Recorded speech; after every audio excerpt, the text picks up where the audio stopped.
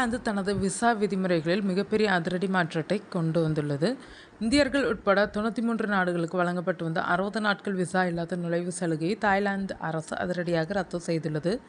Visa பிரிவுகளை எளிமைப்படுத்தவும் நாட்டின் பாதுகாப்பை பலப்படுத்தவும் தாய்லாந்து அமைச்சரவை இந்த புதிய முடிவை எடுத்துள்ளது. இது இந்தியர்கள் பலருக்கும் கவலையை அளித்துள்ளது. இந்நிலையில் இந்தியர்கள் எளிதாக செல்லக்கூடிய நாடு மற்றும் தீவுகள் குறித்து இந்த வீடியோவில் பார்க்கலாம். இந்த லிஸ்டில் முதலில் மாலத்தீவு தான் இருக்கிறது. மாலத்தீவு என்றாலே அது பணக்காரர்களுக்கான ஆடம்பர இடம் என்று பலர் நினைக்கிறார்கள். ஆனால் அதில் பட்ஜெட் பக்கமும் உண்டு. விலை உயர்ந்த பிரைவேட் வாட்டர் விழாக்களுக்கு பதிலாக மாஃபுஷி மற்றும் ஃபுலிதோ போன்ற உள்ளூர் தீவுகளில் தங்கி பட்ஜெட் கஃபேக்களில் சாப்பிடலாம்.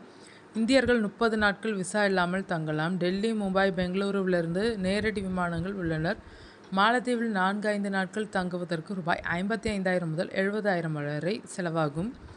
நாள் முழுக்க கடற்கரையில் சும்மா உட்கார பிடிக்காதவர்களுக்கு மலேசியா ஒரு அருமையான சாய்ஸ்.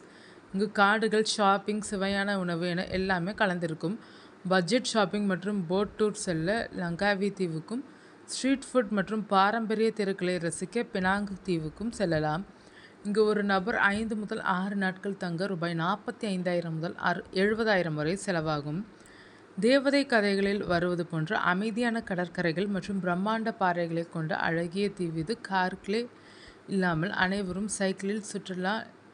லாடிகு தீவு மலையேற்றத்திற்கு புகழ்பெற்ற பிரஸ்லின் மற்றும் பசுமையான மலைகள் நிறைந்த மாஹே ஆகியவை இந்தியர்களை வெகுவாக கவர்கிறது. இங்கு ஒரு நபர் 4 முதல் 5 நாட்கள் வரை தங்க ரூபாய் 75,000 முதல் 80,000 வரை செலவாகும். ஷீசெல்ஸில், மொரிஷியஸில் இங்கு அதிக அளவில் இந்திய வம்சாவளியினர் வாழ்வதால் நமக்கு தெரிந்த உணவுகள் எளிதாக கிடைக்கும்.